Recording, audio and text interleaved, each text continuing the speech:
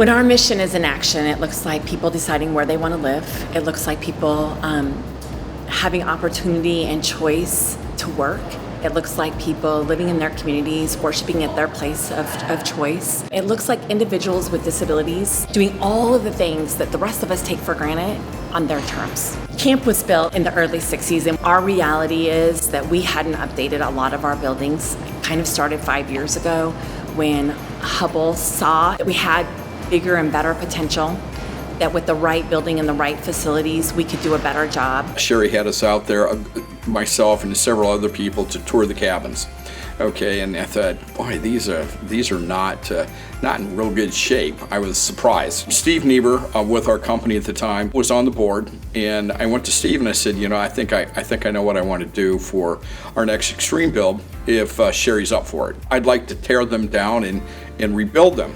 The cabins were really a changing point for us. The pool, when Doug and Donna went in there, I just wanted them to see and to hear the problem with the HVAC system. My wife and I did a tour of the camp, and when we walked into that pool area, it was just obvious that it was way beyond an air quality issue or what people was telling us, and that we needed to have a new pool. So we was able to spearhead that funding and get a lot of the business community involved and public officials involved.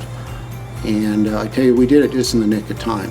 So one of the things that is imperative and important, and we've had great support about, is our Independence Innovation Center. We'll be able to bring all of our staff out to our camp location. The magic happens with our team members. They know our clients, they understand our clients, and a lot of times we need to bring team members together to talk about what are the issues, how can we problem solve. When people are in a location where they can problem solve and brainstorm, we're able to come up with a better solution for our clients. The reality is we have to constantly look for efficiencies, and having all of our staff on one campus and sharing those resources is desperately needed so that we can continue to deliver the mission in an effective way in the future.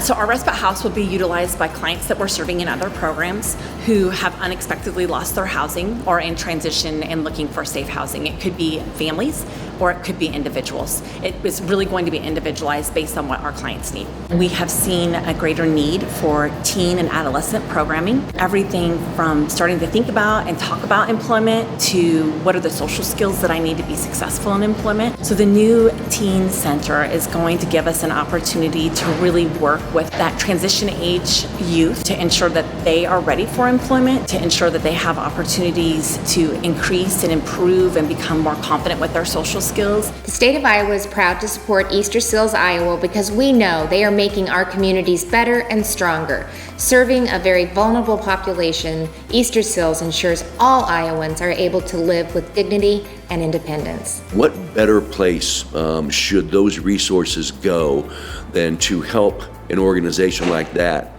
helps families with kids with disabilities? I feel so good about it. And I know my colleagues do too. We know that there are people in this community that are very generous and have stepped up on fundraising efforts. I know that Prairie Meadows has been a great partner in stepping up and making these dreams a reality. Like they say, it takes a village. In this case, everyone collectively can make these things happen, and it's really cool to watch. I love living in Iowa, and I know one of the reasons why I love being here is because I get the opportunity to see what Iowans do to support good causes and the belief that entities have in our mission.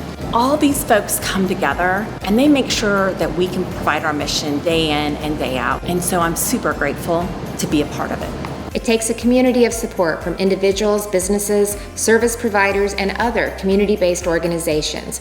We all need to do our part to lift others up and help them reach their full potential. If you ever think you're having a bad day or whatever, I know it's worked for me. I go out to camp in the summer when it's going, and I tell you, there's some of our most vulnerable citizens in our community, and they're out there just experiencing joy. They just take so much pleasure and are having such a great time doing things that we take for granted every day.